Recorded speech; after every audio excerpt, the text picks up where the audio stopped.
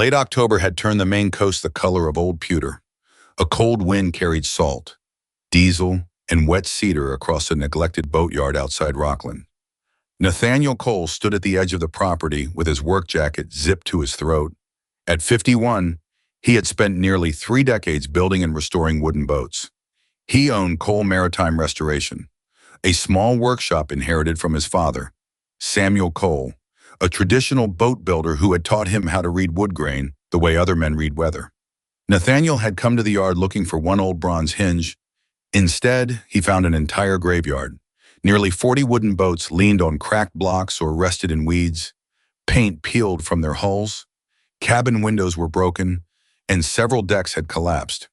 To anyone else, the place looked like proof that beautiful things eventually became expensive garbage.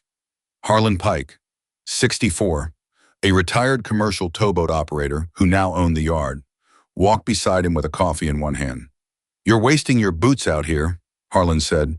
"That hinge you asked about might be in the red launch, but half this stuff ought to have been burned 10 years ago." Nathaniel barely heard him. He had stopped beside an old fishing boat whose name had faded into a few pale letters on the stern. The hull was soft in places. The deck had collapsed near the bow, but the port lights were heavy cast bronze. The cleats were hand-shaped. A section of tiller arm inside the stern still carried a curve no machine shop would bother making anymore. Nathaniel crouched and brushed salt crust from a fitting. Harlan laughed. "You thinking of taking that one home?" Nathaniel looked up. "How much for the whole boat?" Harlan stared at him, then laughed harder. By the end of the week, Nathaniel had bought salvage rights to 7 boats in the far corner of Harlan's yard. The news traveled quickly through the marine community. At the lunch counter near the harbor, deckhands joked that Cole Maritime had gone from restoration shop to junk collection. At the fuel dock, one fisherman asked Nathaniel whether he was planning to open a museum for things that no longer floated. The loudest criticism came from Peregrine Doyle, 48, a marine diesel mechanic and Nathaniel's closest friend since high school. Peregrine arrived at the workshop one morning and found a rotting 30-foot hull resting on a trailer beside the building. He climbed out of his van and stared at it. "Nate, that boat is dead." Nathaniel was already removing bronze screws from a cabin frame. "I know. You paid money for it." "I did." Peregrine stepped closer and poked a plank with one finger. The wood gave slightly. "You bought something people normally pay to get rid of." Nathaniel removed another screw and placed it in a labeled tray. "No," he said. "I bought what's still alive inside it." Peregrine shook his head. That sentence became another joke around the harbor. But Nathaniel kept working. Nathaniel had learned early that a boat could be worthless as a boat and valuable in smaller ways. His father, Samuel Cole, believed nothing built carefully should be judged only by whether it could still perform its first job. Samuel had died 7 years earlier, leaving Nathaniel the workshop and his worn hand tools. Nathaniel's mother, Eleanor Whitaker, now 76 and a retired school librarian, lived near Camden. Samuel had always called her Eleanor Whitaker from Belfast when telling the story of how they met, and Nathaniel still remembered the affection in his voice. Samuel had taught him to identify white oak by smell, old-growth mahogany by density, bronze by the warmth of its worn surface, and craftsmanship by details that most customers never noticed. "Paint lies," Samuel used to say. "Joints don't." Now standing inside a boat that had not touched water in almost 20 years. Nathaniel heard his father's voice again. The deck was rotten. The hull was beyond practical restoration. But a pair of bronze deck chocks were sound. So were several hinges, a steering quadrant, 2 cabin latches, and a section of curved white oak that had remained dry beneath an old locker. Nathaniel removed each piece carefully. He was not dismantling a boat. He was reading it. The first 2 boats justified his instincts. The third nearly proved everyone else right. Nathaniel had purchased an old lobster boat because the visible frames suggested it had been built with unusually heavy white oak. If enough of the interior structure survived, he could recover curved timber that would cost a small fortune to reproduce. He spent 2 days opening the hull. Then he found the truth. Fresh water had leaked through the cabin roof for years and collected where nobody could see it. The frames were black and deep inside. The rot had traveled beneath apparently solid surfaces. Several pieces that looked excellent from the outside crumbled when cut. By the time Nathaniel finished, he had recovered almost nothing worth keeping. The hauling bill alone hurt. Peregrine came by that evening and found him beside the ruined timber. "I'm not going to say it," Peregrine said. "You just did. I'm serious. You can't keep buying these because one hinge looks promising." Nathaniel looked toward the workshop. Business had been uneven for months, and traditional restoration work came slowly. For the first time, he wondered if sentiment had disguised itself as judgment. Maybe he was not seeing value. Maybe he was only seeing his father. Nathaniel changed his method. He stopped buying boats because they felt interesting and began researching them. Before salvaging anything, he checked the builder, construction year, timber, hardware, repair history, fasteners, and years spent ashore. He searched old harbor records and registrations. He built a notebook for every hull. Some boats he rejected immediately. Others became more valuable after research. He learned that age did not create value by itself. Knowledge did. A beautiful old boat could contain nothing useful. An ugly one could hold parts that had not been manufactured in half a century. Nathaniel labeled everything he removed. Bronze fittings received the boat's name, approximate year, size, and condition. Timber was stacked by species and dimension, with curved pieces stored separately. Slowly, the back room of Cole Maritime stopped looking like a junk pile and began to look like an archive. At the far end of Harlan Pike's property sat a small schooner that Nathaniel had ignored for months. It was the ugliest boat there. One side had settled into the soil. The rail had broken away. Its mast was gone, and the cabin roof had partially collapsed. Harlan said it had arrived nearly 30 years ago after a failed restoration. "Don't even think about it," Harlan told him one afternoon. Nathaniel walked around the stern. What was her name? Couldn't tell you. A few letters remained beneath layers of paint. Nathaniel photographed them, then searched old state registrations and newspaper archives. 3 nights later, he found the boat. Her name had been Ardent Grace. She had been built by Merriweather and Sons, a small mid-coast yard known for custom sailing boats before closing in the 1960s. Only a handful of their vessels were believed to remain. Nathaniel returned to Harlan's yard the next morning. He climbed carefully into the ruined cabin. Beneath the damage, he found hardware that matched photographs from other Merriweather boats, unusual bronze strap hinges, a distinctive mast partner fitting, hand-cast ventilation caps, and a steering component with the foundry mark still visible beneath corrosion. Harlan watched him from outside.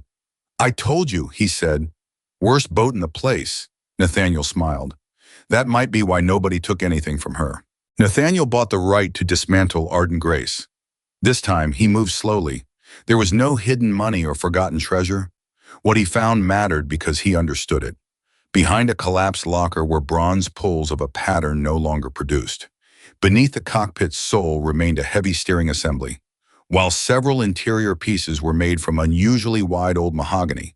Most valuable were curved structural pieces shaped by craftspeople who understood how a boat carried stress through wood. Their curves were functional, not decorative. Nathaniel cleaned, measured, and cataloged every usable piece. Harlan visited the shop 2 weeks later. Rows of restored bronze parts gleamed beneath work lights. Harlan picked up a fitting that had been buried under leaves inside Ardent Grace. "That came out of that wreck," Nathaniel nodded. For the first time, Harlan did not laugh. In early spring, Beatrix Hale walked into Cole Maritime Restoration. She was 45, a historic property consultant from Portland who specialized in preserving old New England homes.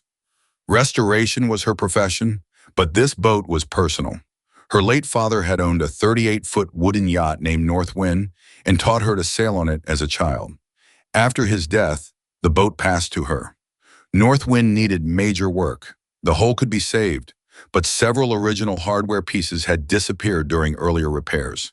Modern replacements looked wrong, and custom casting was expensive. Beatrix placed photographs on Nathaniel's bench. "I'm not looking for perfect," she said. "I'm looking for something that feels like it belongs there." Nathaniel studied one photograph, then another. He walked into the back room. From a labeled shelf, he took down a bronze fitting removed from Ardent Grace.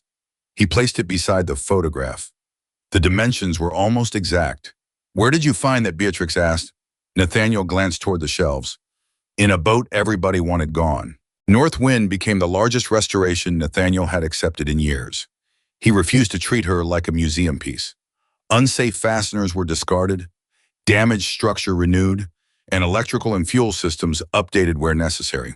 But when an original detail could be preserved safely, Nathaniel preserved it. He found a pair of period-correct bronze fittings from one salvage fishing boat. A curved section of white oak recovered from another provided stock for a difficult structural repair. Arden Grace supplied several pieces of hardware that matched Northwind's era in proportions better than modern replacements. Peregrine rebuilt the yacht's diesel system and watched the boat slowly come together. One evening, he stood beside Nathaniel looking at a row of restored cabin hardware. "I hate this," Peregrine said. Nathaniel glanced at him. "You hate the boat?" "No, I hate that your stupid junk idea worked." Nathaniel laughed for the first time in weeks. Then Peregrine grew serious. "I thought you were collecting old parts because you couldn't let your father's world go." Nathaniel looked across the shop. "So did I." And Nathaniel ran his thumb over a bronze latch. Maybe letting it go and throwing it away aren't the same thing. Halfway through the restoration, the project nearly changed direction. A consultant Beatrix had hired suggested simplifying the remaining work. New stainless hardware would be cheaper in several locations. Modern fixtures could reduce labor. The boat would still look attractive from a distance. Beatrix brought the proposal to Nathaniel. He did not reject it emotionally. Instead, he went through the boat piece by piece. "This one should be new," he said, pointing to a safety-critical component. "So should this. I won't gamble with strength because something looks old." Then he touched one of the cabin fittings.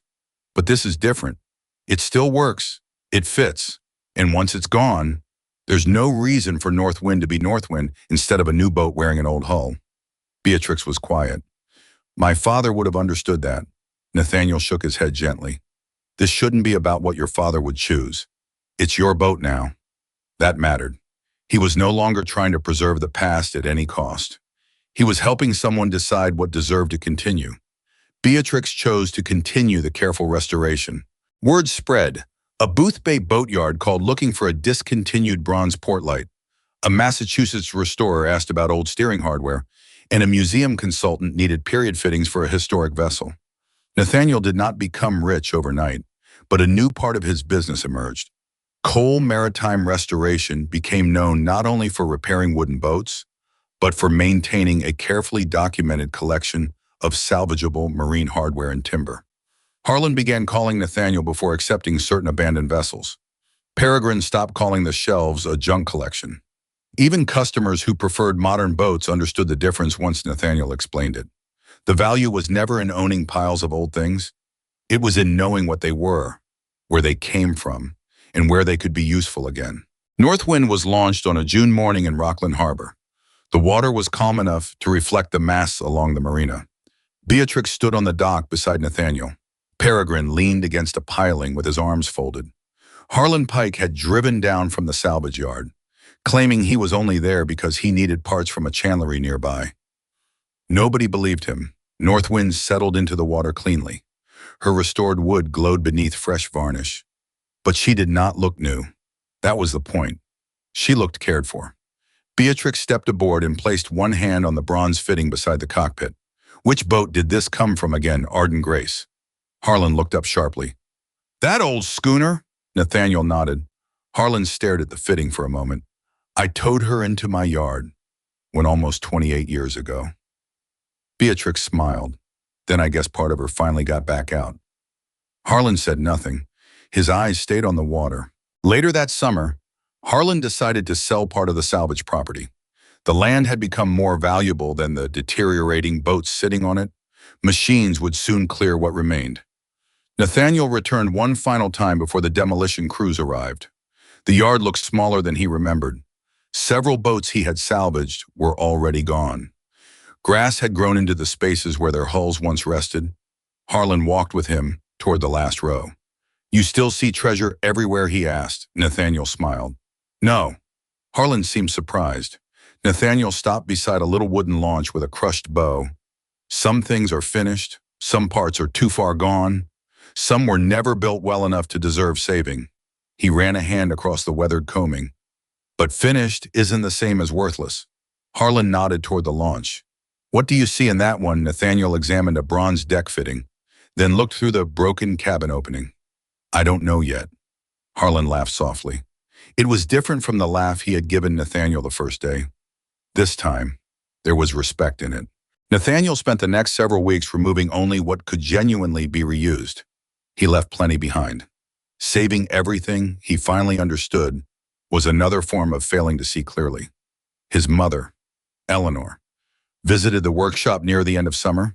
She walked slowly through the back room, reading labels attached to shelves. She stopped beside a drawer marked Arden Grace. Your father would have loved this, she said. Nathaniel expected the words to comfort him. Instead, he found himself smiling for another reason. I know. Eleanor looked at him. But you didn't build it for him. Nathaniel shook his head. No, that was the truth. For years, he had feared that preserving the old craft meant protecting every object connected to it. Now he understood differently. Tradition survived when knowledge moved forward. A bronze fitting mattered because someone knew where it belonged. A curved timber mattered because someone understood why it had been shaped that way. A forgotten boat could matter because pieces of it still had work left to do. By autumn, Cole Maritime Restoration looked different from the shop Nathaniel had inherited. Samuel Cole's wooden mallet still hung above the main bench. But beside the old tools were labeled shelves, records, photographs, measurements, and a growing archive of marine parts recovered from vessels that would otherwise disappear. Nathaniel no longer described the back room as storage. He called it the library. One evening, after the last customer had left, he stood outside the workshop and watched the harbor darken. A restored wooden boat moved slowly beyond the breakwater. From that distance, he could not tell whether it was Northwind. It did not matter. For years, people had looked at Harlan Pike's yard and seen the place where boats went to die. Nathaniel had looked at the same cracked hulls, faded paint, broken cabins, and corroded metal and asked a different question. Not, can this boat be saved, but what inside it still deserves another chance? That question gave his workshop a future, gave forgotten craftsmanship a place in the present, and taught Nathaniel something his father had tried to teach him long before. The end of one purpose does not always mean the end of value. Sometimes the thing everyone walks past is not worthless. Sometimes it is simply waiting for the one person who knows what they are looking at. And if stories like Nathaniel's remind you that value can survive beneath rust, rot, age, and other people's judgment, consider subscribing to the channel. There are still countless forgotten places, overlooked people, and discarded things carrying a second life inside them. Sometimes all it takes is someone willing to stop, look closer, and see what everyone else missed.